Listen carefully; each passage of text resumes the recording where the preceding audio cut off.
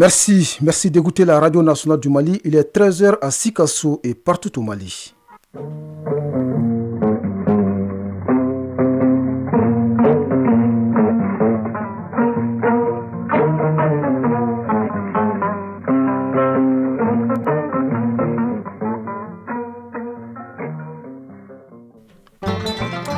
Mesdames et messieurs, bonjour et bienvenue dans la deuxième édition du Mali Actualité, une présentation de Salimata Dao. Et Bourama Traoré, voici les titres.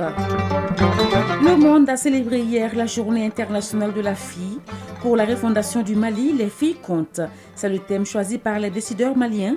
Il illustre leur volonté à accorder plus d'attention aux filles pour leur plein épanouissement. Lutte contre le cancer du sein et celui du col de l'utérus. La campagne nationale appelée Octobre Rose vient d'être lancée. En prélude à l'événement, hier, l'Office national de la santé et de la reproduction a rencontré les hommes de médias pour une communication autour de l'initiative et de ses objectifs. Homme de droit intervenant au début et à la fin de toute procédure judiciaire, l'huissier de justice est le sujet de la chronique judiciaire du jour. Ce sera avec Bemba Sibi en fin d'édition. En sport, aujourd'hui à Abidjan, les participants à la CAN Côte d'Ivoire 2023 seront tirés au sort pour la constitution des groupes. Dans le cadre de cette CAN, les Aigles du Mali jouent un match amical contre l'Ouganda demain à 19h ici à Bamako au stade du 26 mars. Abdou Karim Kaba nous en dira plus. Bonjour à toutes, bonjour à tous. Depuis 2012, la Journée internationale de la fille est célébrée chaque année le 11 octobre. Le thème international pour cette édition est « Investir dans les droits des filles, notre leadership, notre bien-être ».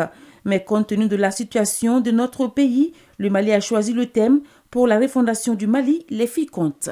Les autorités maliennes veulent ainsi accorder plus d'attention aux filles afin qu'elles bénéficient de leurs droits et exploitent pleinement leur potentiel. On en sait plus avec Khadija Toukone. Au Mali, le thème retenu pour cette édition relative à la célébration de la Journée internationale de la jeune fille est « Pour la refondation du Mali, les filles comptent ». Cette célébration vise à mettre en lumière les besoins des filles afin de trouver des voies et moyens pour y faire face. Cette action leur permettra de jouer pleinement leur rôle dans le Mali courant. Salimata Traoré, jeune fille. Je pense qu'en impliquant les filles dans la refondation du Mali, en les impliquant dans les décisions, elles peuvent apporter de plus à notre société. Les défis sont énormes, c'est pourquoi le Mali, à travers le ministère de la promotion de la femme, de l'enfant et de la famille, a mis un accent particulier sur la place prépondérante que les jeunes filles peuvent jouer. Une action appréciée par le Parlement des enfants. Imaran Ag Mohamed El Maouloud, président du Parlement des enfants. En effet, le sentier de la refondation est très vaste et constitue pour les enfants, notamment les filles, une opportunité inouïe à saisir pour non seulement ramener les populations en général et les enfants en particulier à rompre avec les mauvaises pratiques et les mauvais comportements, mais aussi à promouvoir l'excellence, la transparence, la bonne gouvernance, les valeurs sociétales. Et dans le souci de faire face aux inégalités dont sont victimes les filles, la ministre de la Promotion de la Femme, de l'Enfant et de la Famille et tous ses partenaires travaillent main dans la main pour soutenir les droits des jeunes filles. Koulibaly Mariam Maïga, ministre de la Promotion de la Femme, de l'Enfant et de la Famille. C'est pour marquer davantage notre attachement à la sauvegarde des droits des filles et à leur rôle dans la refondation de l'État que mon département a décidé cette année de consacrer une semaine entière à la célébration de cette activité.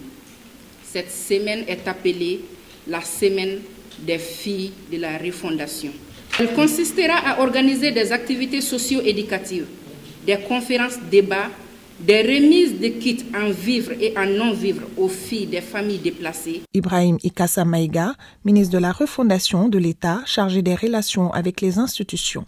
Nous avons aussi vu la prestation des jeunes filles qui sont pleinement conscientes de leur place et de leur rôle. Nous avons aussi pu voir des jeunes filles battantes à tous les niveaux et qui aujourd'hui ont gagné leur place dans cette société. Malgré les avancées, les statistiques ne sont pas reluisantes au Mali. Pierre Ngom, représentant résident de l'UNICEF au Mali. Malgré les efforts déployés par le gouvernement et ses partenaires, il existe toujours des défis.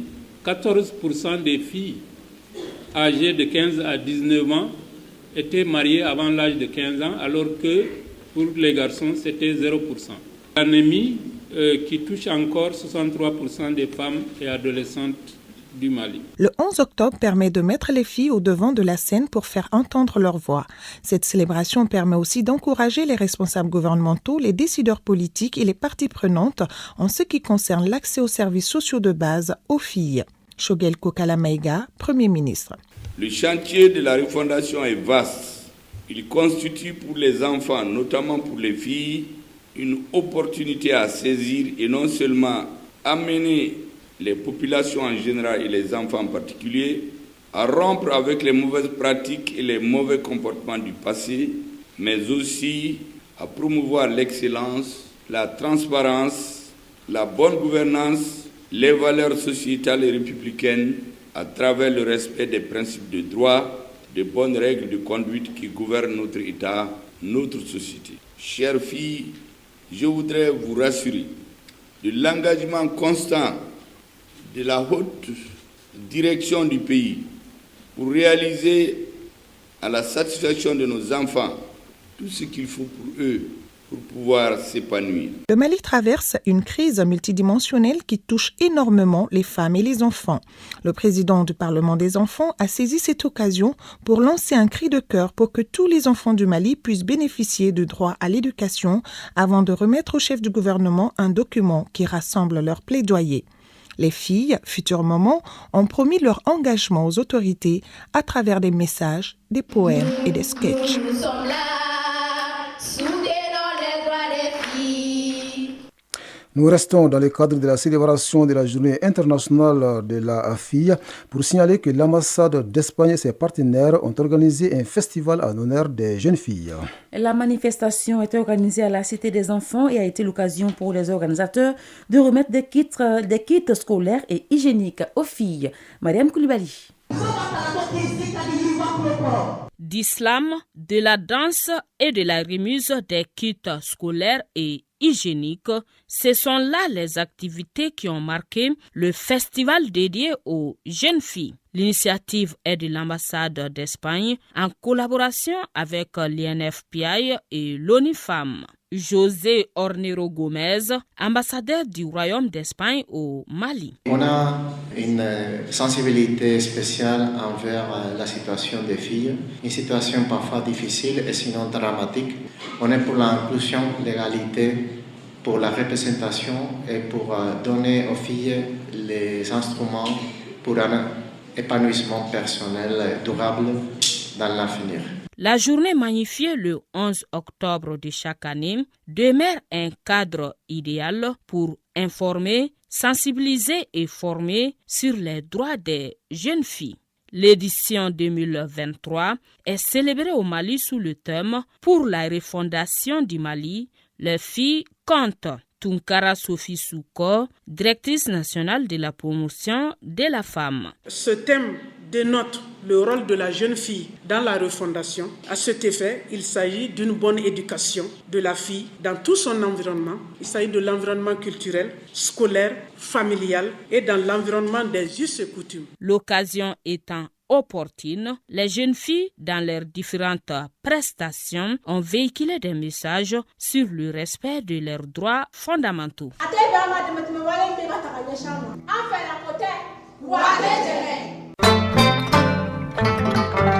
Octobre Rose, la campagne dédiée à la lutte contre le cancer du sein et celui du col de l'utérus a été lancée aujourd'hui.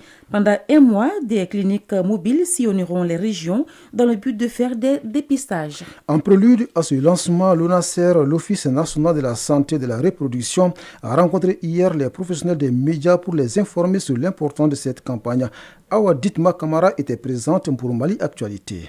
Chaque année, des millions de femmes décèdent d'un cancer du sein dans le monde. Cette maladie fait mal et tue. Ainsi, les organismes de bienfaisance ont organisé une campagne qui a pour but de sensibiliser les femmes au dépistage du cancer du sein et à récolter des fonds pour la recherche. Au Mali, l'ONASR ne reste pas en marge de cet événement. Dr Ben Moulay Idriss, directeur de l'ONASR. Entre autres campagnes, nous organisons la campagne Octobre Rose parce qu'on s'est rendu compte que le décès maternel est en partie lié au cancer féminin. Et le cancer du col de l'utérus et le cancer du sein constitue un problème majeur en République du Mali. Tout simplement à cause du fait que ce cancer est dépisté tardivement. Dépister le maximum de femmes. La campagne durera 1 mois. Elle ciblera également différentes régions du Mali à travers les cliniques mobiles. Dr Ben Moulay Idriss, directeur de l'ONASR. La première particularité, c'est d'abord la décentralisation de notre projet pilote, Week-end 70 à Bamako. On l'a décentralisé au niveau de Kita pour essayer de pousser effectivement à lutter contre le décès maternel lié à ce cancer-là. La deuxième particularité, c'est que c'est une activité d'envergure nationale. C'était seulement à Bamako l'année dernière. Cette année, on veut aller au niveau national. Et la troisième particularité, c'est une implication forte des médias pour que les médias jouent pleinement leur rôle. Pour rappel, cette campagne est à sa 2e édition. En 2022, plus de 21 000 femmes ont été dépistées. Et pour cette année, l'ONASR vise 100 000 femmes. Direction la Cité Verte, où les populations civiles et les veuves des militaires de Sikasso viennent de recevoir des vivres. Un geste du président de la transition. Le colonel Assimi Goïta redonne ainsi le sourire, mais aussi de l'espoir à ses compatriotes en situation de vulnérabilité. Cette action de solidarité s'inscrit dans le cadre des œuvres sociales du chef de l'État. Compte rendu, Sékou Konaté. 100 kits alimentaires composés de sacs de riz, de mil, de bidons d'huile et de pâtes alimentaires pour 100 familles civiles vulnérables et 100 autres et des kits scolaires pour les veuves et orphelins des militaires, le président de la transition, le colonel Assimi Goïta, par ce geste, veut apporter à ses bénéficiaires toute l'attention de la première institution dans le cadre de ses œuvres sociales en ce début du mois de la solidarité et de la lutte contre l'exclusion, 28e édition. Agibou Dambélé, conseiller spécial du président de la transition. C'est venir un peu manifester notre solidarité, la solidarité du président de la transition envers toutes les couches du Mali en général et les couches démunies en particulier. Les œuvres sociales englobent beaucoup de choses. Il y a des fourrages, il y a des ambulances qui ont été données, il y a des médicaments qui ont été donnés. Nous allons continuer dans cette lancée pour, en fonction des besoins de chaque localité, manifester la solidarité du président de la transition envers le peuple malien. Du Kanthiéba, première étape de cette journée de donation au gouvernorat des régions qui ont successivement accueilli ces actions de solidarité, les bénéficiaires ont eu du mal à contenir leurs émotions. Kanté Fatoumata Traoré, présidente des veuves des militaires.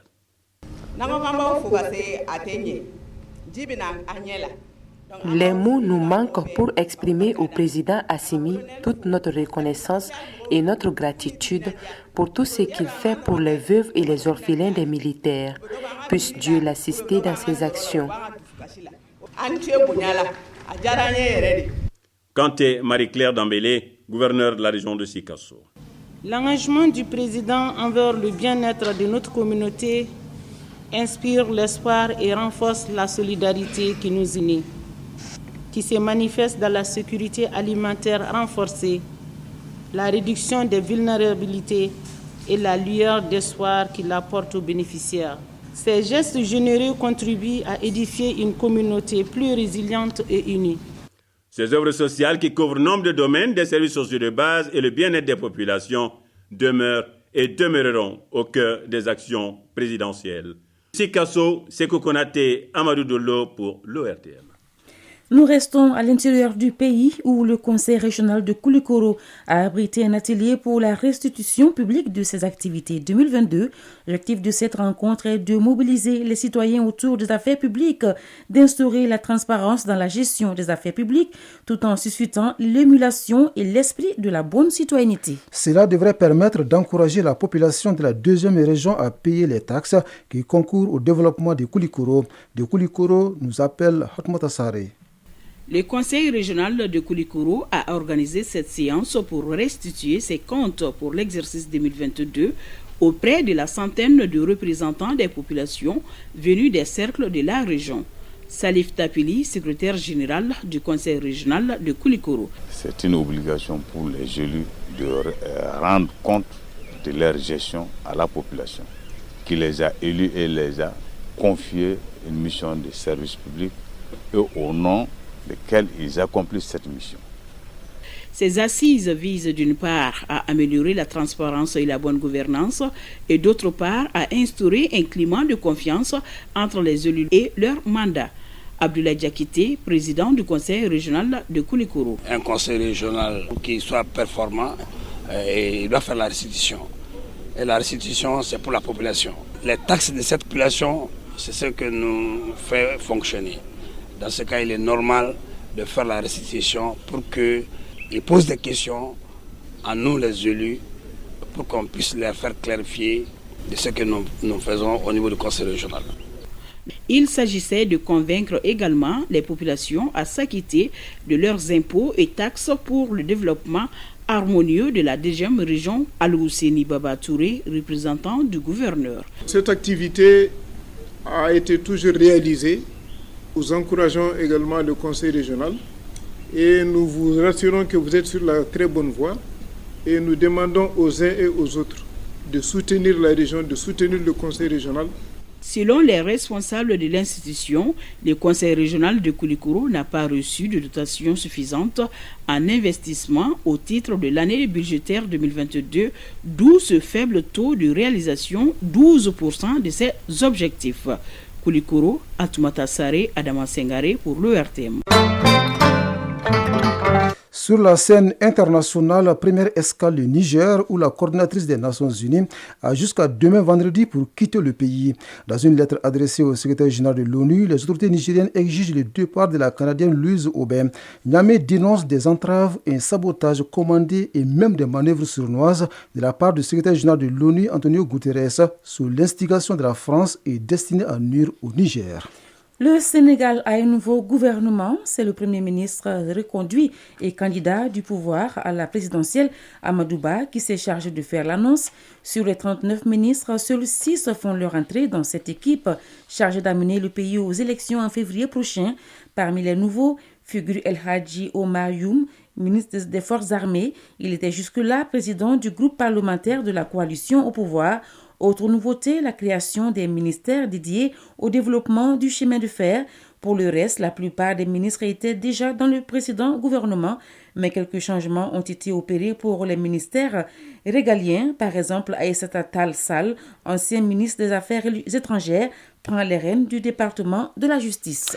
En RDC, 8 casques bleus sud-africains déployés à Béni dans l'est du pays ont été arrêtés et un officier suspendu pour exploitation sexuelle et violence présumée selon la MONUSCO. Les mesures prises incluent la suspension, la détention et le confinement des casques bleus concernés, ajoute la mission onusienne à RDC. Elle dit condamner fermement de tels comportements qui ne sont pas dignes du personnel des Nations Unies.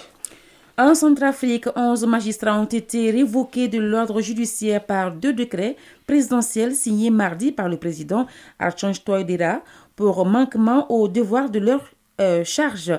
Ces magistrats en disponibilité au sein d'organisations internationales telles que le PNUD, l'Union africaine, la Cour pénale internationale, CPI ou encore le HCR ont perdu un long bras de fer administratif avec l'État. En cause, le dépassement du temps de mise à disponibilité autorisé par leur statut. C'est la conclusion d'un conflit engagé en 2019 par ces magistrats pour obtenir un reclassement de leur disponibilité en détachement afin de pouvoir poursuivre leur mission dans ces organisations internationales. Le secrétaire général de l'ONU, Antonio Guterres, a exprimé hier son inquiétude face aux tirs croisés le long de la frontière entre l'Israël et le Liban et a appelé toutes les parties à contenir un débordement des hostilités. Dans une brève déclaration aux médias, le patron de l'ONU a indiqué qu'il était en contact permanent avec les dirigeants de la région. Il a également réitéré son appel à la libération nécessaire de tous les otages israéliens détenus à Gaza, estimés à plus de 100 personnes. Les civils doivent être protégés dans tout conflit, comme le dicte le droit international humanitaire, conclut Antonio Guterres. Pour la première fois, un recours sur la responsabilité des autorités françaises dans le génocide au Rwanda en 1994 est entre les mains de la justice administrative.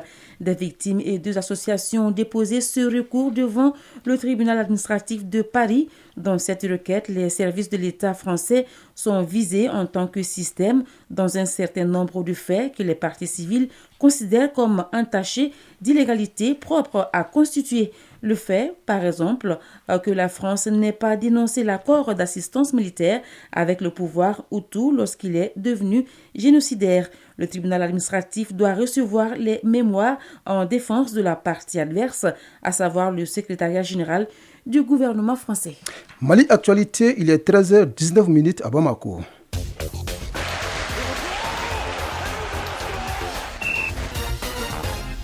Sport, football. Dans le cadre du deuxième tour des éliminatoires de la Coupe du Monde des moins de 20 ans, le Mali affronte l'Algérie demain vendredi à Sétif.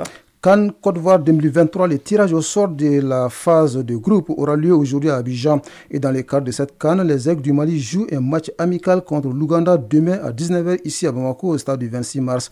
La synthèse de l'actualité sportive porte la signature de Abdul Karim Kaba. Les Aigles du Mali jouent contre l'Ouganda en match amical international. La rencontre est prévue pour demain, vendredi, à partir de 19h ici à Bamako au stade du 26 mars de Irimadio.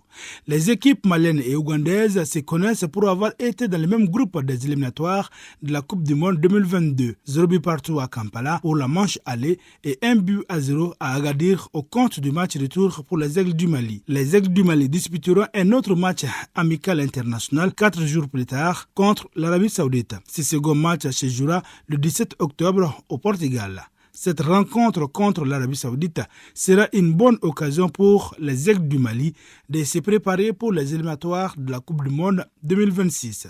Maliens et Saoudiens se sont rencontrés qu'une fois. C'était en 2019 et le match s'était soldé par un nul d'un but partout. Ces deux matchs sont des occasions pour les hommes d'Éric Chekouchel de se préparer au mieux pour les compétitions continentales, en l'occurrence la CAN 2023, mais aussi pour les éliminatoires du Mondial 2026. Signalons que sur la liste des 27 joueurs convoqués, 3 sont forfaits. Il s'agit de Yves Busman, Moussa Djenepo et Cheikh Oumar Doucouré pour cause de blessure. CAN Côte d'Ivoire 2023, le tirage au sort de la phase de groupe aura lieu aujourd'hui à Abidjan. La cérémonie est prévue pour 19h GMT. Les 24 équipes qualifiées pour cette nouvelle édition de la Coupe d'Afrique des Nations attendent avec impatience ce moment décisif qui déterminera leur adversaire et par conséquent leur chemin dans la compétition. Chacun des 6 groupes sera constitué de 4 équipes issues de 4 chapeaux. Rappelons que cette 34e édition de la Coupe d'Afrique des Nations de football aura lieu en Côte d'Ivoire du 13 janvier au 11 février 2024. Football toujours, dans le cadre du deuxième tour des éliminatoires de la Coupe du Monde des moins de 20 ans, le Mali affronte l'Algérie demain vendredi à Sétif. Après la victoire 1-0 en déplacement à l'aller, l'équipe nationale féminine des moins de 20 ans du Mali prépare activement le retour. Il aura lieu au stade de Sétif. La leçon de sport pour terminer. La leçon de sport de ce jeudi porte sur les règles du tirage au sort dans une compétition comme le football. Quels sont les principes et quelles sont les procédures? Isaac Tinou nous en parle dans la leçon de sport de ce jeudi. Le tirage au sort est une étape importante pour le lancement d'une compétition sportive car il déterminera la composition des groupes en vue de l'événement. Ousmane Guindo, directeur technique de la Fédération malienne de football, nous en parle. Le tirage au sort, en fait, dans une compétition de football, a pour but de répartir les équipes en différents groupes. La démarche vise à équilibrer les groupes en évitant aux favoris de tous se retrouver dans la même poule. Le mot chapeau n'est pas choisi par hasard. Le chapeau en football, lorsqu'il y a au niveau des tirages au sort, c'est l'expression qu'on a tirée du coup du chapeau en fait. Cette expression qu'ils ont empruntée pour effectuer le tirage au sort. Dans un premier temps, on fait référence au classement FIFA, mais on tient aussi compte du pays organisateur et ainsi de suite. Le premier chapeau comprendra vraiment les équipes les premiers classés et ensuite les pays organisateurs. Donc dans le deuxième chapeau, on verra les deuxièmes de chaque groupe par rapport aux éliminatoires de la CAN. Donc dans les chapeaux 3 aussi, on verra les troisièmes, dans les chapeaux 4, on verra ainsi de suite. Après constitution des chapeaux, les groupes sont issus d'un exercice qui détermine l'avenir des équipes. Ousmane Guindo explique. Pour constituer le groupe A par exemple, on va tirer au sort d'abord dans les chapeaux 1. Lorsqu'on prendra 1 dans les chapeaux 1, on va prendre 1 dans les chapeaux 2 et 1 dans les chapeaux 3, 1 dans les chapeaux 4, ainsi de suite.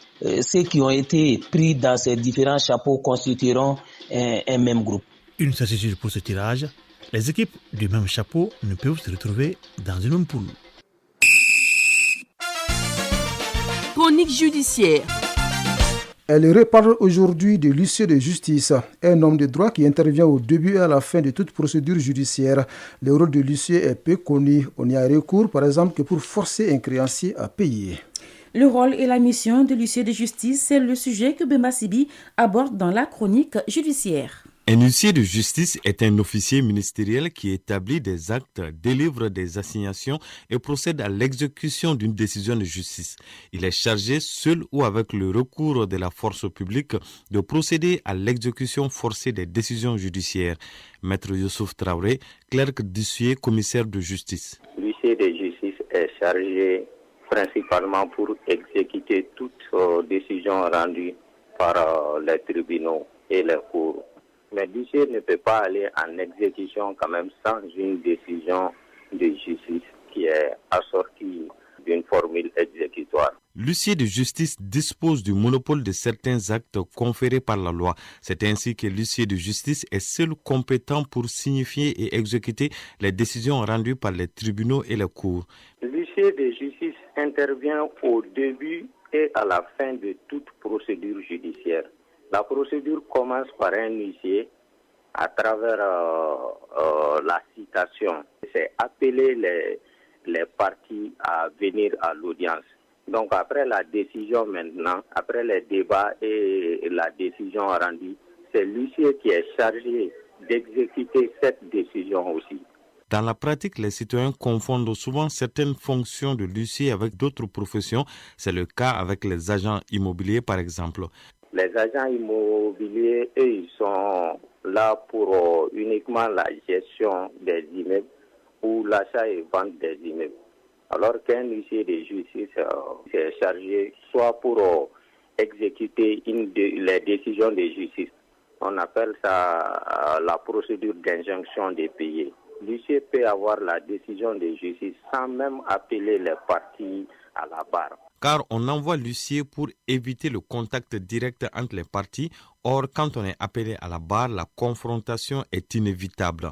Avant de recourir au service d'un huissier, il faut convenir des honoraires car... En principe, l'huissier de justice est payé par le requérant. La personne qui demande, par exemple, l'expulsion d'un locataire, donc c'est le propriétaire de la maison qui doit payer l'huissier.